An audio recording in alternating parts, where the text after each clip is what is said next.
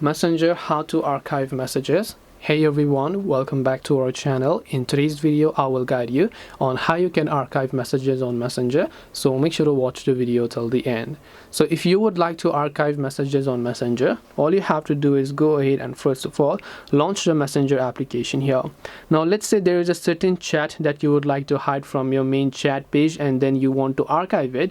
In that case, all you have to do is just long press on a certain chat and then just tap the archive option.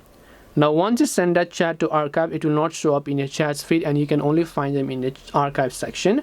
To locate your archive section, tap the three lines option here, look for the option called archive, and you'll find the chats that you have archived in the past. So all you have to do is just long press on it, tap on unarchive if you want to get it back to your main chat page. So this way you should be able to archive messages on Messenger. Hope this video was very helpful. If you have got any questions, feel free to leave them down. Thank you for watching till the end and see you soon in the next video.